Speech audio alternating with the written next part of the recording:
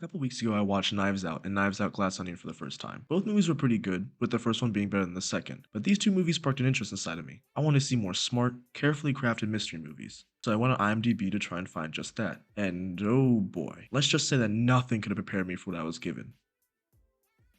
The IMDb list I found had Knives Out Glass Onion at the top of their list, which should have been the first hint at what I was getting myself into. But nevertheless, I kept scrolling, only to find the original Knives Out in 4th place, followed by, is that the new Puss in Boots movie? Why I continue scrolling through this list is beyond me. This movie didn't even have mystery as one of his top 3 tags. But you know what movie did? The movie I ended up watching. X. Nothing about this movie screamed mystery. From the cover art to the description, which reads as follows: in 1979, a group of young filmmakers set out to make an adult film in rural Texas. But when the reclusive, elderly hosts catch them in their act, the cast find themselves fighting for their lives. Now, I'm gonna be honest, my brain read adult film and instantly just said, yes, this is the movie I want to watch, without doing any additional research. I would have had a much easier time getting this video through YouTube's age restriction software if I had. Safe to say, there's gonna be a lot of blurred shots and workarounds when describing some scenes. Enough beating around the bush, let's get into X. This movie starts with, wait, is that A24? The studio behind Lamb and Everything Everywhere All at Once? One of the worst and best movies I've ever seen respectively? The movies have been a hit or miss for me.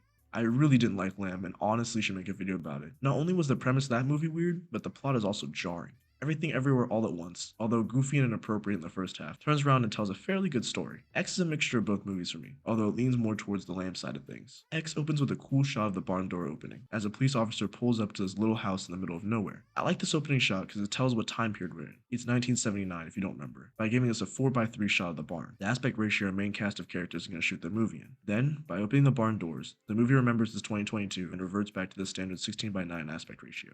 The officers walked inside the house, passing by trails of blood, corpses, and a preacher on TV, announcing, birds and the bees as a leisure activity. I regret to say, I know the powers of Satan firsthand. Remember him, he's gonna be kind of important later. We then hard cut to 24 hours before the incident, where we're treated to Maxine, played by Mia Goth, who is, sniffing sugar. I'm gonna be honest, I don't understand this character trait. It gets referenced throughout the movie here and there, but it's not really important for anything other than a bit of foreshadowing towards the end of the movie, which is why I'll be referring to Maxine as Sugar for the rest of this movie. Sugar wants to be a star, popular, rich, and remembered. To help her with her goal, we're introduced to Sugar's boyfriend, Wayne, played by Martin Henderson, who has the most consistent southern accent, easily the best of the main cast. Time is money. Everybody's waiting. He's also the executive producer of the adult film starring Bobby Lynn, played by Brittany Snow, and Jackson, played by Mid Cudi. That's crazy. I didn't know Mid Cudi acted. I thought he was just a mid rapper who peaked with Day and Night. Day and night. Bobby Lynn and Mid Cudi are also in a relationship. I only hesitate to say that because Mid Cudi treats Bobby Lynn as his girlfriend and even tells her he loves her, but Bobby Lynn just sees him as a big snake that she keeps around for fun. On the drive to the film location, we're introduced to 2 final characters. RJ, played by Odin Campbell, who is their filmer. He views this movie as more of an art piece than what it actually is. Something for lonely men who are just gonna skip to the good parts. His girlfriend, the person on microphone duty, is played by... no way. Is that Jenna Ortega? What is she doing in this film? After seeing her in Stuck in the Middle and in You, I thought she'd be more uncomfortable with a movie like this, which is coincidentally the theme of her entire character. This wasn't what I had in mind when I agreed to help out on your film. Gotta start somewhere, Lorraine. Upon arriving at the location of the shoot, we're introduced to the owner of the location, Grandpa, who instantly threatens Wayne with his shotgun. But haha, he wasn't actually going to shoot him because the gun isn't loaded. It's just for show, just like the one Wayne keeps in his car. I wonder if this is going to be important later. We also see that this old timer has a wife, through a weird interaction between her and Sugar, where Grandma is just staring at her through the window. Grandpa doesn't like Wayne and the rest of the cast because of how scandalous they dress, which is valid. Having a bunch of scantily clad young adults in the same land as my wife would make me a little uncomfortable too, especially if I knew my wife had a high Devil's Tango drive. Grandpa definitely wouldn't have let them live on their land if he knew what they were actually doing. But luckily for our main cast, Wayne told them nothing. Wayne didn't even tell Grandpa that he was bringing people over, which is honestly really rude. He's lucky that those rooms weren't already occupied, or else filming that movie would have been an interesting process. Obviously, I can't show them actually making the movie because, trust me, they show a decent bit, but I can tell you what happens during the first part of filming. Sugar goes down to the lake to take a swim, with Grandma watching for some reason. This scene is honestly the best part of the film, and it's how we learn that the lake contains alligators. Why Grandpa didn't tell Wayne this, I don't know, but the tension that builds while watching Sugar swim back to shore with an alligator on her tail, it gave me shivers the first time I saw it. After a dip in the lake, Grandpa motions to Sugar to follow her inside the house, where they share a glass of lemonade, and where we learn Grandma's motivations. She longs to be the young and beautiful dancer that she once was. She's jealous of the youth and beauty of Sugar and thinks that she's something special.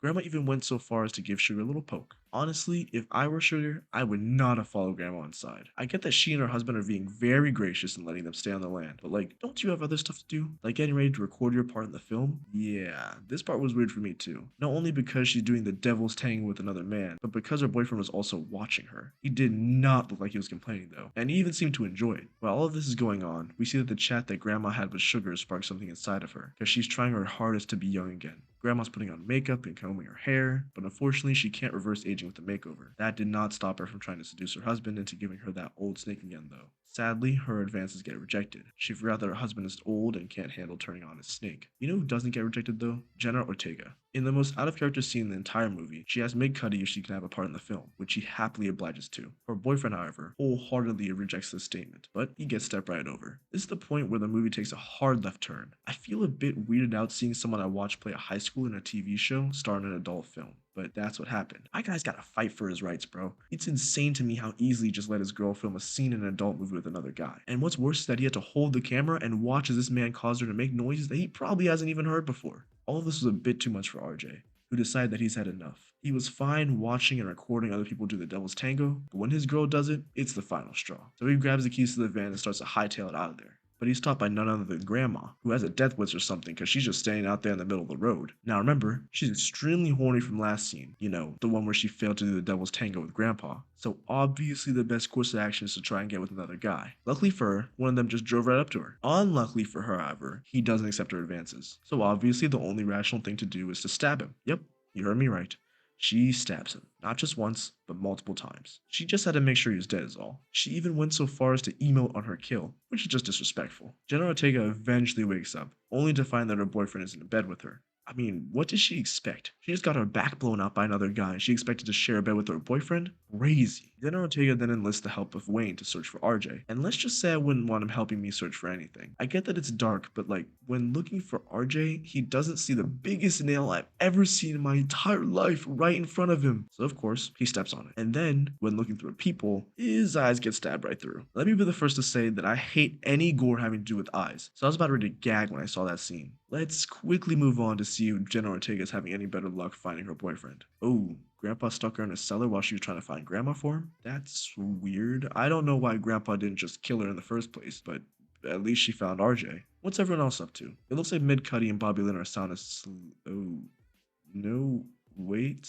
Mid Cuddy died while trying to help Grandpa find his wife in the woods, and Bobby Lynn got pushed into the lake by Grandma, where she was insta-murked by an alligator. Grandma and Grandpa are on a 4-player kill streak, with one boxed like a fish and the other somehow still sound asleep.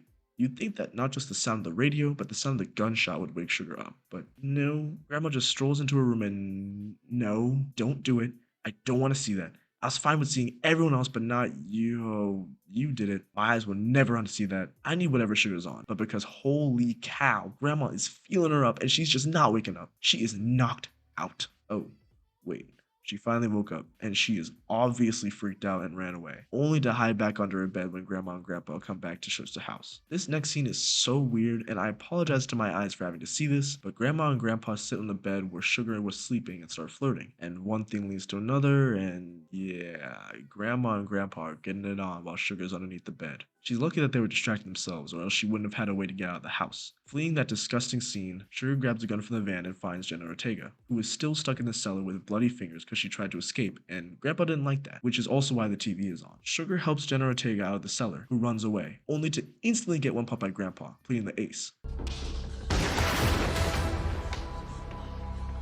told her to stay in the damn cellar. Let me just say that for Grandma and Grandpa to finish doing what they were doing in time to walk out of the house and kill Jenna Ortega, Grandpa would have had to finish quicker than me, which would be a first. Grandpa then follows up this performance with the worst death known to man. His heart couldn't take Jenna Ortega's post-mortem gurgles. While catering to Grandpa, Grandma tells Sugar where the keys of the van are. Dumb move, but she's old, so I'll let it slide. Pointing the gun at Grandma, Sugar tries to shoot her, but it's empty. Remember all the way in page 3 of this script when I said the gun being blank would be important? Well, this gives Grandma a chance to pick up the pump and shoot Sugar. But apparently she's Neo from the Matrix because she just ducks. Like, she should have died in this scene, but she doesn't because she got lucky and ducked under the shot. A point-blank shot from a shotgun. Whatever, Sugar hops in the van and drives away, making sure to crush Grandma's head on the way out. We then flash forward to the present, where we are told by the preacher on the TV that Sugar was his daughter, but she got caught up in sin. Which, okay, I guess. That didn't really have the impact on me that I think the writers were going for, but the foreshadowing to it makes sense, so the officers also find the adult film, so they're gonna have a field day with that one. And that's where the movie ends. That was a long summary, but I need to get through it so my thoughts on the movie would have some context. Starting off with the good, as I stated at the beginning of the video, I like the opening shot. Not only were the shots throughout the movie good, but the foreshadowing was too. Bobby Lynn being killed by the alligator was set up beautifully by the scene where Sugar goes swimming in the same lake earlier. And even Sugar being a runaway was nicely foreshadowed by the fact that she does Sugar and with some of the things that she says throughout the movie. I thought that most of the cast was attractive, with the obvious exception of Grandma and Grandpa, and the more controversial exception of Sugar, but I think they casted a good group of actors to portray how young adults misuse their youth and beauty. I like the story that X was trying to tell, a battle between young and old, ignorance and experience, but that's about it. There wasn't really too much I liked about the movie plot-wise. I think the movie took a big 180 with Grandma and Grandpa being murderers, with RJ's kill coming out of nowhere and being a complete shock. It kind of pulled me out of the movie, because I had to shift my brain from adult film mode to this is a horror movie now mode. I know this is a style of A24, but it's not one I particularly enjoy. Not to mention the fact that I kinda get why Grandma was murdering. She was horny and jealous. But shouldn't Grandpa be trying to stop her, instead of locking girls in cellars and killing the first man that looks at his wife? I mean, you should probably send your wife to an insane asylum, or at least get her some therapy, right? The scene where Grandma and Grandpa were doing the devil's tango, and even a couple scenes before where Grandma's just sleeping with Sugar are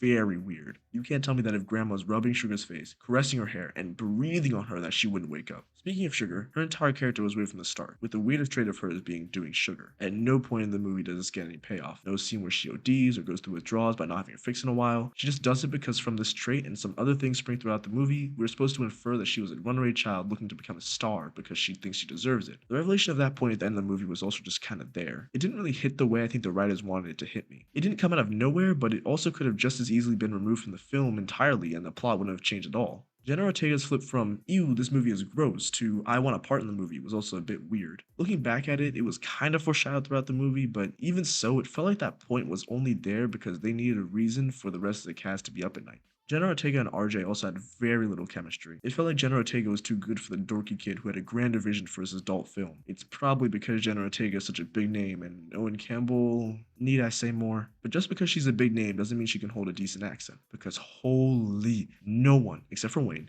could pull off a decent southern accent. It either sounded bad, like Sugar, That woman was in my bed touching me! was inconsistent, like Mid-Cuddy, Yeah. Okay. Well. or was a bit of both, like Jenna Ortega's. If your movie is going to be based in Texas, at least get some more people who know to do a decent southern accent. To close the section off with a small nitpick, I feel like all of the cop stuff could have happened at the end, because by the end of the movie, I forgot the cops were called to the house in the first place. I know it's not a good look starting your movie on someone taking Sugar, but the cop scene didn't really do much for me. It didn't help or hurt the movie, it was just kind of there. I'd recommend this movie if you're above the age of 18. It's not a bad movie by any means, it's just that I was looking for a mystery movie to watch. And God said, no, you're gonna watch this one instead. I was really looking out for you guys, because if this movie hadn't fallen to my lap, who knows when my next commentary video would come out. Speaking of which, if you want to see more commentary videos on my channel, leave a comment to let me know what I should talk about next. It can literally be about anything, as long as it won't give me a strike on my channel. Like this video probably will. And if you like what you see, don't be afraid to drop a sub. And with that, make sure you click the next video that pops up with this end card. I promise you won't regret it. I didn't even get half! Alright, that's enough. No, if you got...